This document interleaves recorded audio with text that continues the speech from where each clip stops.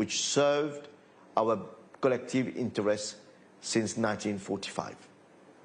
Among the challenges are the multiplication of conflicts, growing protectionism, climate change and its impacts on the global environment and human societies, and advances in technology which are impacting on our enjoyment of human rights.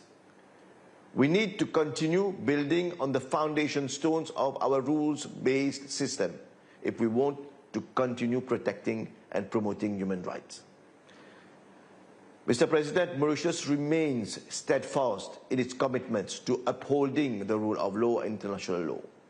Last year's general elections in Mauritius demonstrated of the vibrant democracy that is Mauritius and the commitment of each Mauritian to both upholding our civil and political rights and preserving the institutions that are the bedrock of a democratic society. In January 2025, the new government presented its program for the period 2025-2029, a bridge to the future, in line with our commitments during the electoral campaign. A bridge to the future seems apt for today's occasion. Looking back is the occasion to pause and reflect on the work that has been enabled through three major texts that served our collective interest. The Beijing Declaration and Platform for Action, whose 30th anniversary we celebrate this year, the Convention on the Elimination of Racial Discrimination, which will turn 60 this year, and the Charter of the United Nations, whose 80th anniversary we commemorate this year. These three documents are among the pillars of our rules-based system. They are essential in our actions to promote and protect human rights as global and regional challenges makes their heads rear anew. The principles for which these documents stand for were reaffirmed in the Pact for the Future and the Global Digital Compact adopted last year at the UNG. The Pact for the Future was not only an opportunity to look at today's challenges, but it set the vision and scene for the coming decade. A vision for the future we want, for the future we need. As we look to the future, the government of Mauritius will set up a constitutional review commission, which will inter alia include the right to clean, healthy and sustainable environment in our constitution, in line with the international recognition of this right by this August Assembly and the United Nations General Assembly in 2022. Mr. President, in line with our international commitments, Mauritius will be participating during the reviews of its reports by the Committee on the Elimination of Racial Discrimination and the Committee Against Torture in April 2025. Mauritius will also continue supporting the work of Special Procedures Mandate holders. In this context, we look forward to the interactive dialogue during this session with the Special Rapporteur on the right to privacy, following her visit to Mauritius in November 2023. I thank you for your attention. Now I will give the floor to Mr. Akim Steiner, Administrator of the United Nations Development Programme. Commissioner, my dear friend and colleague Volker Türk, Excellencies, ladies and gentlemen. At the outset, I wish to extend my congratulations to His Excellency Ambassador Jörg Lauber on his election as President of the Human Rights Council. Over the past year, devastating human suffering has continued to unfold, from wars in Ukraine, in Gaza, in Sudan, to crises in Haiti, Myanmar and beyond, shattering lives and unraveling the fabric of so many communities. These crises, rooted in systemic human rights violations and sustained underinvestment in development and humanitarian action on occasions, demand bold action. By advancing the next generation of development breakthroughs, the United Nations Development Programme is directly addressing this deficit alongside and as part of the UN family. In fragile and conflict-affected areas, human rights continue to represent a key problem-solving tool for UNDP. For example, in Ukraine, UNDP is supporting the government in implementing its commitment on business and human rights, as well as providing training to business representatives on heightened human rights due diligence. Our efforts also include supporting national human rights institutions in countries such as Ecuador and Nigeria to utilize digital tracking platforms to monitor human rights trends and anticipate emerging risks. Efforts like these, often carried out in partnership with the UN Human Rights Office, underscore that peace and development are inseparable, both anchored in the protection and promotion of human rights. It is an approach that captures the essence of the Pact for the Future. The climate crisis is also an acute human rights challenge. Environmental degradation and climate disasters disproportionately affect countries and communities least responsible for causing them. Through our Climate Promise Initiative, UNDP has supported today over 140 countries to reduce emissions and act on the challenge of climate change, and a key element of this approach is to empower marginalized communities to have a meaningful say in national climate pledges, and thus ultimately their futures. Or consider Bolivia, where we have supported the Ombudsman's Office in designing mechanisms using mobile technology that allow local communities to report environmental concerns, leading to a five-fold increase in cases reported. This led to more effective responses to social conflicts and more inclusive governance models and responses. Technology is profoundly reshaping the human rights landscape as well. While digital tools can amplify voices or expand access to justice, they also risk perpetuating inequalities and exclusion. UNDP's upcoming 2025 Human Development Report will analyze these challenges and their impact on human rights through a human development lens, offering perspectives on how to balance freedom of expression, digital innovation, and expanding people's capabilities. Our global community came together to recognize the 75th anniversary of the Universal Declaration of Human Rights in the year 2023. And UNDP made a human rights pledge to enhance our rights-based programming.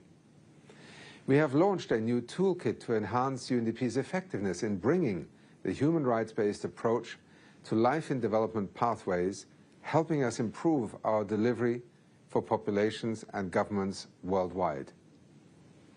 Distinguished President, dear High Commissioner, in many ways, the Pact for the Future is a challenge to fundamentally reimagine investment, not merely as a transactional economic act, but as a profound responsibility to the communities of today and generations that follow.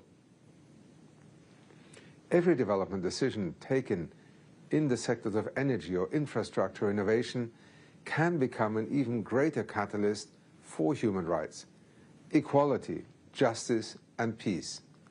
This represents the spirit of the right to development, which asserts that everyone has the inherent right not only to reach their full potential, but also to participate in, contribute to, and benefit from comprehensive development.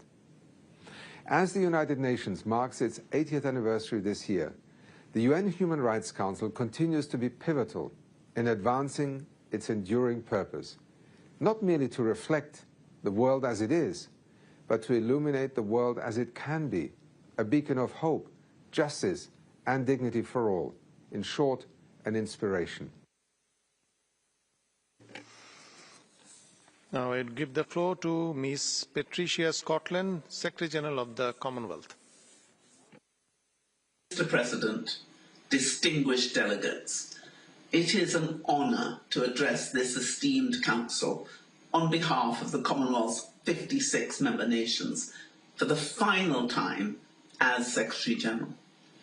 We are 1/3 of humanity, united by friendship and a shared pursuit of democracy, human rights, the rule of law, good governance, and respect for diversity. The Commonwealth stands as a beacon of principled action, underpinned by our Charter, striving for a world in which societies are resilient, institutions uphold justice, economies prosper, and human rights are universally safeguarded. Our commitment is unwavering. especially to the small and vulnerable states, which comprise more than half of our membership. The Commonwealth Small States Office in Geneva exemplifies this dedication.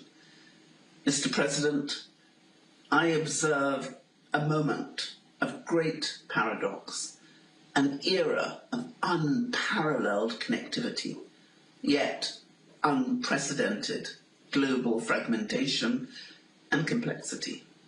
More than ever, we must depend on each other to advance human rights worldwide. The Commonwealth's unique convening power and expansive technical assistance continue to drive tangible progress, enabling our small states and least developed countries to engage more effectively with this Council. Our Human Rights Unit helps member countries reduce reporting backlogs, strengthen national human rights institutions, and establish robust reporting mechanisms. Since 2023, regional workshops in the Caribbean, Pacific, and Africa, delivered in partnership with the UN High Commissioner for Human Rights, have reinforced this commitment. Our collaboration with his office remains pivotal in delivering essential support. The Commonwealth Forum of National Human Rights Institutions continues to champion human rights. We urge all members to establish independent, effective institutions in line with the Paris Principles and stand ready to assist those already in place. At the Commonwealth Heads of Government meeting in Samoa last October, our leaders reaffirmed their commitment to human rights as the cornerstone of resilient, accountable, and inclusive governance. They pledged to leave no one behind, prioritizing small and vulnerable states, women and girls, youth, older persons, persons with disabilities, indigenous peoples, and marginalized communities. Recognizing the transformative power of technology, our heads adopted the Commonwealth Principles on freedom of expression and the role of the media in good governance. They also committed to the responsible development and deployment of AI, ensuring its alignment with human rights, good governance, and equitable progress. Initiatives like the Commonwealth Artificial Intelligence Consortium are helping to bridge the digital divide whilst fostering AI systems which are safe, trustworthy, and human-centric. Our leaders acknowledge the indispensable role of civil society and human rights defenders in upholding democracy and governance. They also renewed their mandate to advance the rights of persons with disabilities, exploring high-level advisory group and finalising a disability inclusion action plan to drive meaningful change. Mr. President, the existential threat of climate change looms ever larger, endangering lives, livelihoods, and decades of progress, especially for our most vulnerable nations. This Council's commitment to equitable and inclusive climate action, grounded in human rights, remains crucial to our shared future.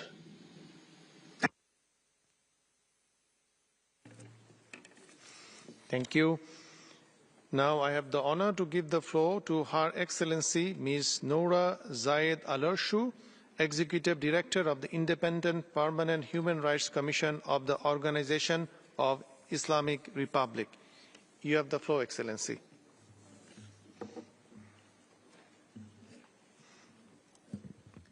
بسم الله الرحمن الرحيم. معالي الرئيس، أصحاب المعالي والسعادة، السلام عليكم ورحمة الله وبركاته.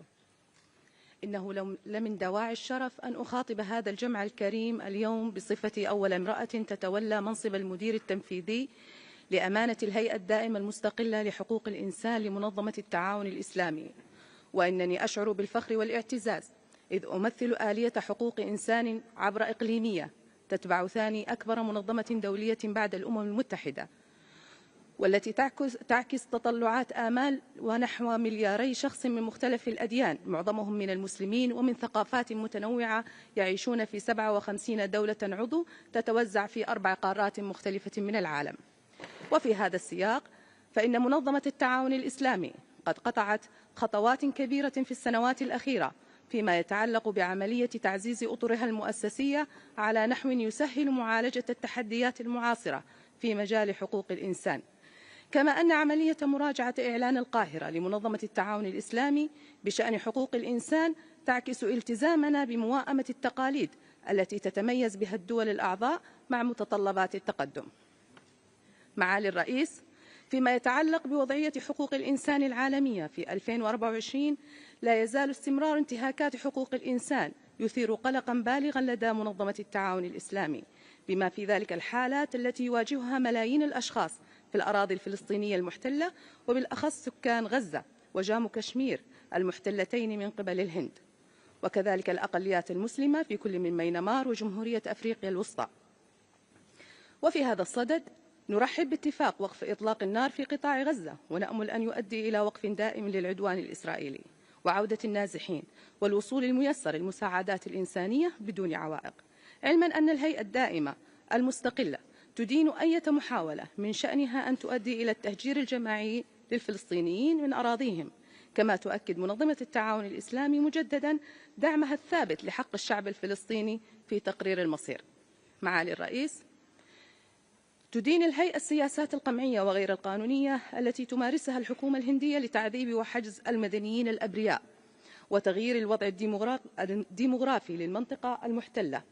وقد أكد كل من مكتب المفوض السامي لحقوق الإنسان التابع للأمم المتحدة والهيئة الدائمة المستقلة لحقوق الإنسان لمنظمة التعاون الإسلامي في تقاريرهما مخاوفهما إزاء استمرار انتهاكات حقوق الإنسان. وتؤيد الهيئة التوصية الخاصة بتشكيل بعثة حرة لتقصي الحقائق، كما تدعو إلى حل النزاع بالوسائل السلمية وبما يتوافق مع قرارات مجلس الأمن الدولي ذات الصلة. معالي الرئيس، قامت الهيئة بزيارة تقصي الحقائق إلى مناطق أذربيجان المحررة من الاحتلال الأرميني في عام 2020، وقد أسفرت الزيارة عن تقارير تدعو المجتمع الدولي إلى حث الحكومة الأرمينية على التعاون مع أذربيجان في معالجة قضية الأشخاص المفقودين وإعادة تأهيل اللاجئين والنازحين وتسهيل عودتهم. وتؤكد الهيئة ضرورة دعم أذربيجان في جهودها المتعلقة بإزالة الألغام من الأراضي المحررة من أجل تسهيل عملية إعادة التوطين. كما تعرب الهيئة عن بالغ قلقها إزاء ممارسات التمييز والعنف المنهجية التي يتعرض لها أقلية الروهينجيا المسلمة من قبل حكومة ميانمار. وتحث الهيئة المجتمع الدولي على تسهيل عملية العودة الكريمة للاجئين الروهينجيا وإعادة تأهيلهم. وفي اليمن تمس انتهاكات ميليشيا الحوثي بالحقوق الأساسية مما يستلزم اتخاذ إجراءات عالمية عاجلة لإعادة الشرعية إلى البلاد. وفيما يخص جمهورية أفريقيا الوسطى يتطلب الوضع فيها تعزيز المساءلة وجهود بناء الدولة. كما تأمل الهيئة أن يؤدي الوضع المتطور في سوريا إلى تحسين ظروف حقوق الإنسان للاجئين والنازحين. معالي الرئيس، أدى صعود السرديات السياسية اليمينية المتطرفة إلى تأجيج الإسلاموفوبيا على مستوى العالم، وشملت أحداثها المؤسفة ممارسات استهداف المسلمين ولا سيما النساء. وترحب الهيئة بكل من قرار الجمعية العامة للأمم المتحدة الذي يحدد 15 مارس يوما عالميا لمكافحة الإسلاموفوبيا. وأخيرا، تؤكد الهيئة أهمية الحق في التنمية وأهمية مؤسسة الأسرة والزواج ورفض أي أجندة لا صلة لها بحقوق الإنسان. وفي الختام، نؤكد مجددا أن القيم العالمية تكتسب شرعية أكبر عندما تمثل التنوع البشري وتحميه، وعندما تساهم جميع الشعوب وجميع الثقافات في تشكيلها.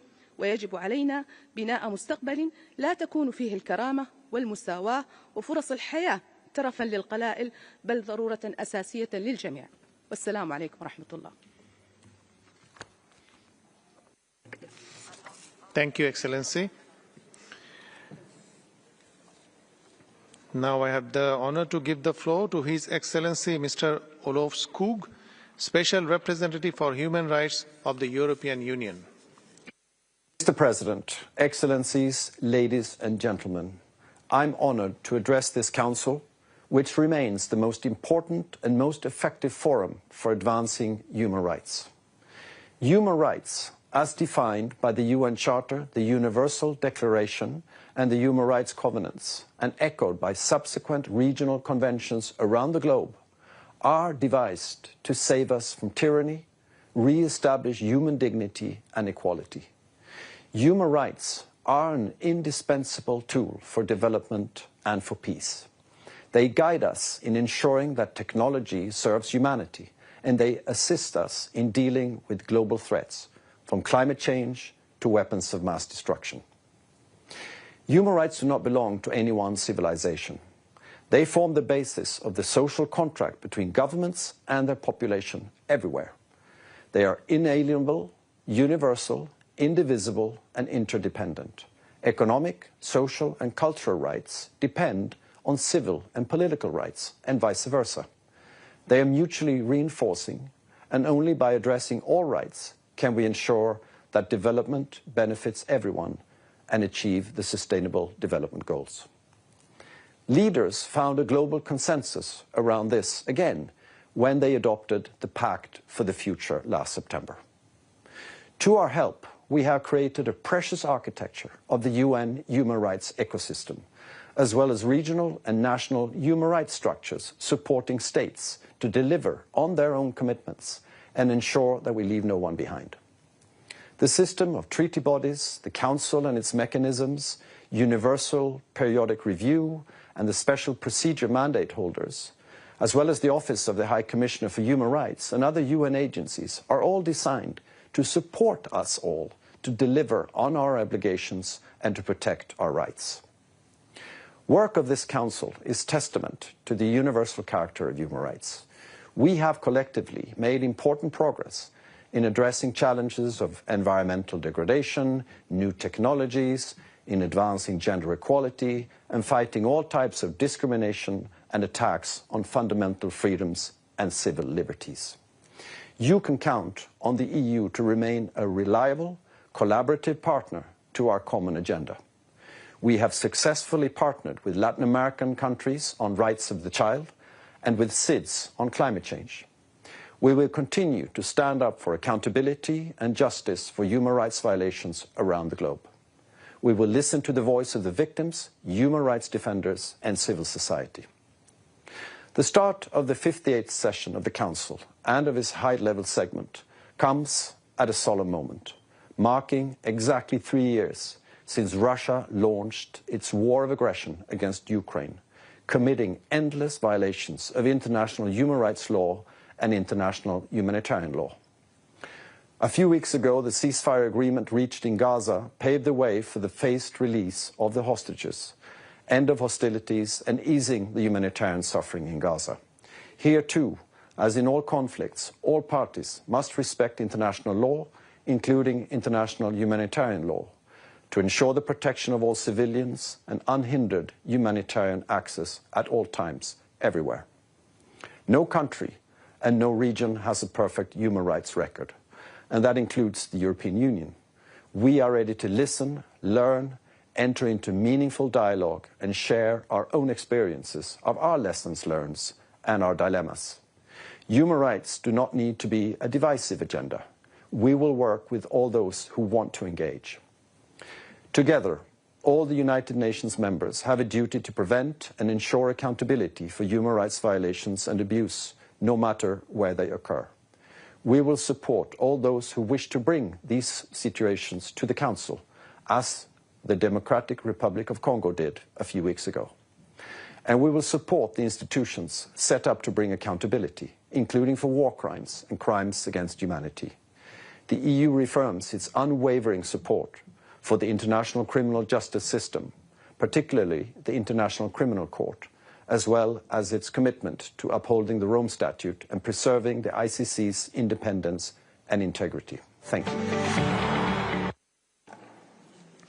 Excellencies, dear participants, this was the last speaker on the list for the morning. We will resume in the afternoon at 3 p.m. to continue with the high-level segment. I hereby close the 6th session of the 58th session of the Human Rights Council. congratulations. That